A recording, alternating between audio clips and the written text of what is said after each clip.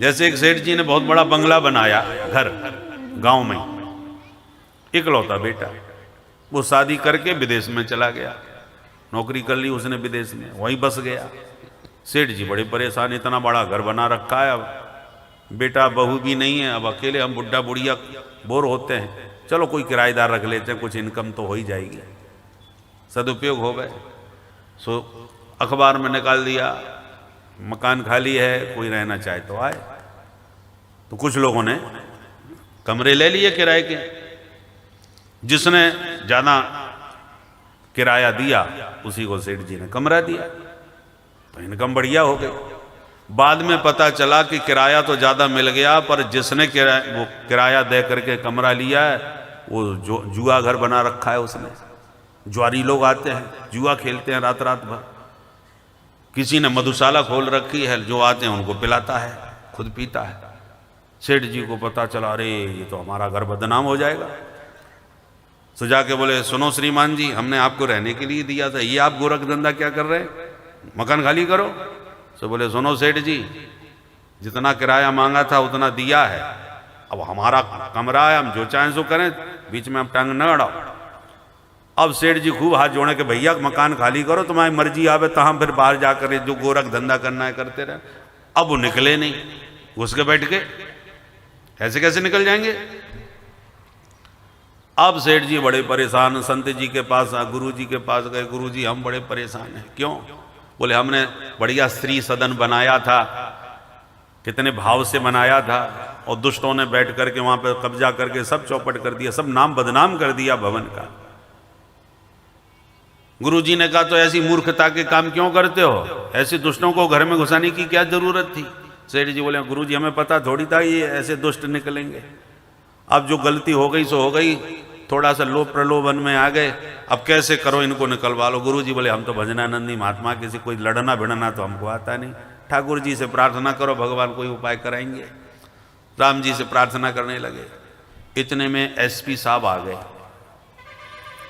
उन्होंने गुरुदेव को दंडोत किया।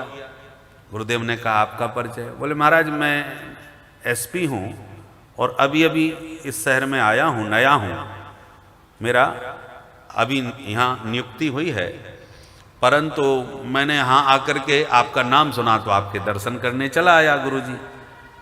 और गुरुजी ने पूछा, तो कहाँ रह रहे हो? एसपी साहब बोले, अब रहना तो ऐसा है गुरुजी, मैं आया था तो मैंने वो सरकारी अपना वो आवास देखा, तो वो खंडहर पड़ा हुआ है, एकदम बेकार गंदा संदा था, तो मैंने काम चालू करवा दिया है।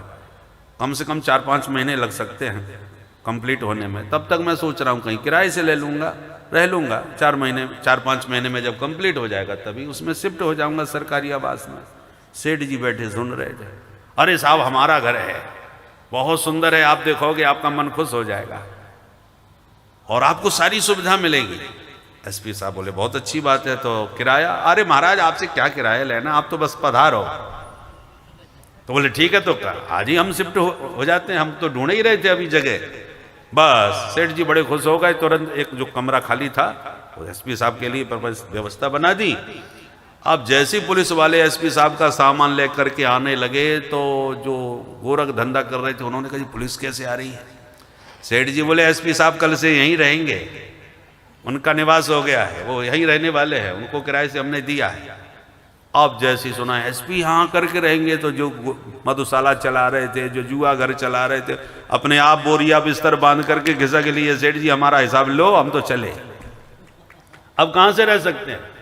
ना लड़ना पड़ा, ना भिड़ना पड़ा, ना कुछ करना पड़ा। एसपी साहब आ भी नहीं पाए, केवल उनका सामान पहुंचा कि अपने आप गोरख धंधे बंद हो गए, वो सब भग गए। गोस्वामी जी भी कहते हैं, प्रभु ये काम क्रोध लोभ मोह इतने प्रबल विकार हैं कि इनको भगा पाना मेरे बस की बात नहीं है, किंतु यदि आपकी भक्ति मेरे हृदय में आएगी तो वो समझ जाएंगे, जब भक्ति आई है तो भगवान भी आएंगे, और आपके आने की आहट मात्र से कामादि दोष रहितम, एक काम क्रोध आदि जितने दोष दुर्विकार हैं अपने आप मेरे हृदय भवन से भाग करके भवन को खाली कर देंगे, और ये भवन पूरी तरह आपका निवास स्थान बन जाएगा। बोल भक्तवत्सल भगवान की जय। इसलिए हे प्रभु, भक्तिम प्रयक्ष, अपने चरण कमलों की भक्ति मेरे हृदय में प्रदान करो।